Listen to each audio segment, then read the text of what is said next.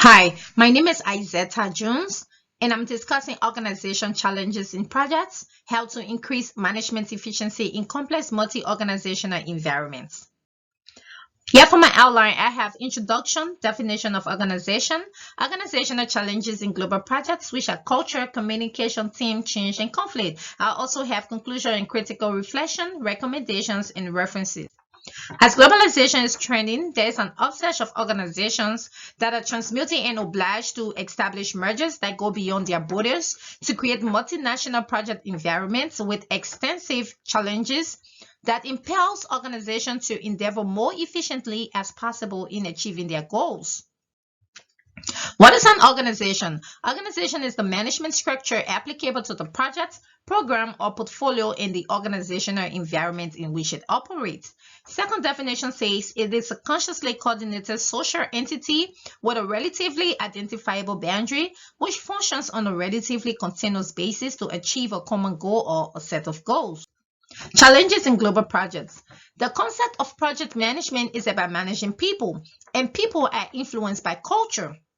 McDonough et al. Emphasized that these managerial challenges are due to teams are comprised of diverse individuals who speak different languages, and team members are sometimes physically dispersed across the globe, which implies that the face-to-face meetings are difficult. And this organization with mergers have several sub-goals, each of which seems as most essential by the different organizations. Challenges in global projects, we want to talk of culture. Culture is a social behavior and norms found in human society, as well as the knowledge, beliefs, language, arts, laws, custom capabilities, and habits. We want to talk about national culture. It is the local rules, regulations, norms, and values. Organizational cultures are the shared values, traditions, and practices that distinguishes one organization from another. Project cultures are those set of consistent standards and norms team can refer to throughout the project. Individual culture are people, personal attitude or perception.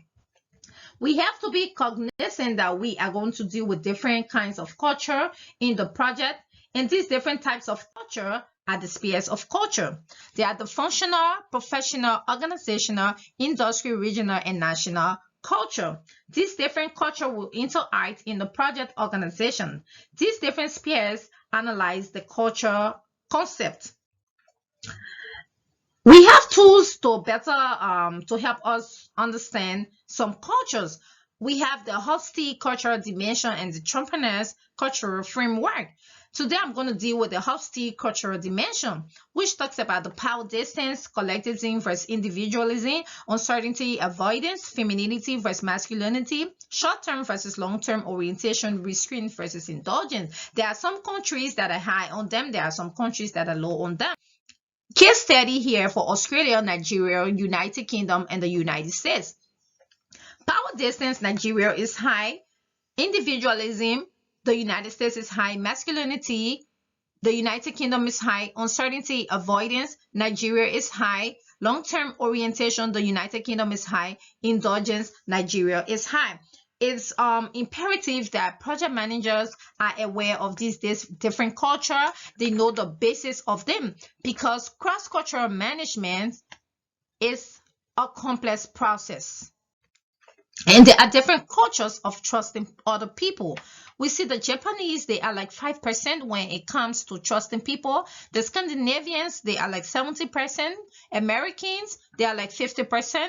Chinese, they are like 48%. The Romanians, they are like 20%. It is important to understand these different kinds of culture. We want to talk about communication. There are cultural differences in communication. Communication is the means by which information or instructions are exchanged. Communication is fundamental to project environment. Also, poor communication can lead to misunderstood requirements, unclear goals, ineffective plans, and many others that will cause unsuccessful projects. It is important because it is a key factor that clearly explains roles, responsibilities, objectives, and goals of the project. Case study of a French project of nutrients purchase, which was May 2014, budget €15. After purchasing 2,000 new trains, French rail company SNCF discovered the newly designed trains were too wide to fit in many of the rail stations they were intended to serve because the company operating the station gave the wrong dimension to the purchasing organization. The rail operator was not involved in the purchasing of the new trains. The French now had the choice of rebuilding station platforms to make them compatible with the trains. To date, 68 million has been spent adjusting platform. So you want to understand all of these. And there are two types of communication culture.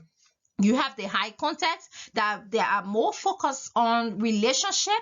And for example, you have Japan, Saudi Arabia, Liberia. And for the low context, they are more concerned about the message, which is detailed. For example, we have USA, Canada, United Kingdom, and Switzerland. So you want to have your team for your project, and to configure your team, you first of all want to appoint a project manager. You want to define the scope of the work. That is the work breakdown structure. You want to identify your tasks, the main activities. After you identify your tasks, and then you identify the skills required, and then you identify people with those skills. When you are successful, you assemble your team. If not, you renegotiate with top management. If you are successful, you assemble your team. If not, you have a fallback position. When you have your team together, you first want to have a meeting before the kickoff. In the meeting is where everyone gets to know each other. You want to set expectations, ground rules. You want to give the overview of the project, clearly communicate the project objectives and goals. You also want to explain and assign roles and responsibilities, the process and procedure. This is establishing the project culture. High-performing team, you want to have them to have a unique, effective communication, high level of trust, innovation and creativity. You need trust. You need to respect each other. And there are barriers to team effectiveness which we need to overcome. If you have unclear visions and objectives, you have lack of clarity on roles and responsibility, lack of project structure, lack of commitment, poor leadership, lack of communication, you have group thinking, it's going to cause barrier to your team. Aside from these differences created by different cultures, these teams often need to accomplish more complex tasks that involves crossing not only cultural, temporal, and geographic distances, but functional and professional boundaries. These complex tasks should be accomplished in an ever-decreasing time frame. And also, we should understand that human resources are going to evolve along the project, which can cause change. And it's because of change. Change can also affect a global project. It is a complex process because very often it's hard to make a case for change, especially when things are apparently going well. Some people just don't like change. There are types of changes we want to implement because we think that they are going to bring improvement. Changes that we have to implement basically because of the competition or environmental factors affecting the project. Sometimes it is going to be your decision or others' decision. Changes happen because of competition, new technology, cost reduction, human resource involvement, or uncertainty. There are processes of change. You want to assess the change, prepare, plan, implement, and sustain. Implementation is the heart of the process. It includes communicating, removing obstacles, and coordinating the activities. If all of these are not managed properly, they lead to conflict in an organization that can cause unsuccessful projects. Conflict is a disagreement between people. There are sources of conflict because of different priorities. You can have conflict, administration procedures, technical opinions, and performance trade-offs, human resource costs and budget schedules, or just personal perception. And not all conflicts are destructive. You have constructive conflict, which are working towards organizational goal. Constructive conflict can increase information and idea. It reduces stagnancy. But efficient conflict management can lead to enhanced engagement, collaboration between team members, co-working relationship, improve productivity, trust among colleagues. And you need a conflict resolution team that could mediate, arbitrate, they could accept, control, or eliminate the conflict. These are my conclusions.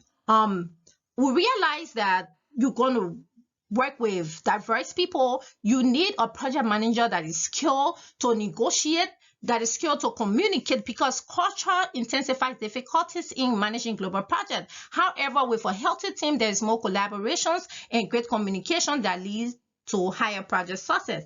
Critical reflection: cultural differences have high influence on the effective functioning of a multinational team and organization. Communication is a key factor in managing an organization, project, and team.